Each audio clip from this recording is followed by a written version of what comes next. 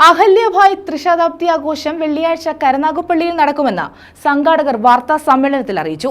മഹിളാ സമന്വയവേദി കൊല്ലം ഗ്രാമജില്ലയുടെ നേതൃത്വത്തിലാണ് പരിപാടി സംഘടിപ്പിക്കുന്നത്. 1725-1775 കാലഘട്ടത്തിൽ മറാത്തയിലെ മാൾവ ഭരിച്ചിരുന്ന അഹല്യഭായ് ഹോൾക്കറുടെ ത്രിശതാബ്ദി ജയന്തിയാണ് വെള്ളിയാഴ്ച കരുനാഗപ്പള്ളിയിൽ ആഘോഷിക്കുന്നത്. സംഘാടകർ വാർത്താ സമ്മേളനത്തിലാണ് ഇക്കാര്യം അറിയിച്ചത്. മഹിളാ സമന്വയവേദി കൊല്ലം ഗ്രാമജില്ലയുടെ നേതൃത്വത്തിലാണ് പരിപാടി. സ്വാഗതം. അഡ്വക്കേറ്റ് ജയലക്ഷ്മി, മഹിളാ സമന്വയവേദി ഗ്രാമജില്ല സംയോജകയാണ്. അധ്യക്ഷയായിട്ട് Shrimati Veena K Thampi, Mahatma international school Mumbai retired പ്രിൻസിപ്പലാണ്. ഉദ്ഘാടനം രശ്മി സജൻ, ഒരു കവയിത്രി, നോവലിസ്റ്റ്, സിനി ആർട്ടിസ്റ്റാണ്. മുഖ്യ പ്രഭാഷകനായിട്ട് അഡ്വക്കേറ്റ് അഞ്ജന സുരേഷ്, മഹിളാ സമന്വയവേദി ദക്ഷിണ കേരള സംയോജകയാണ്.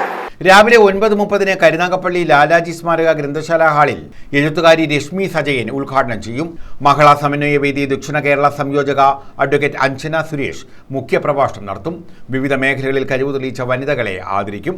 വാർത്താ സമ്മേളനത്തിൽ സമന്വയവേദി ജില്ലാ സംയോജക അഡ്വക്കേറ്റ് TR ജയലക്ഷ്മി, സൗമ്യ ഗോപകുമാർ എന്നിവർ പങ്കെടുത്തു. അഹല്യഭായ് ഹോൾക്കർ ഫിലോസഫർ എന്ന് പറഞ്ഞത് എന്ന് നമുക്ക് ആർക്കുണ്ട്.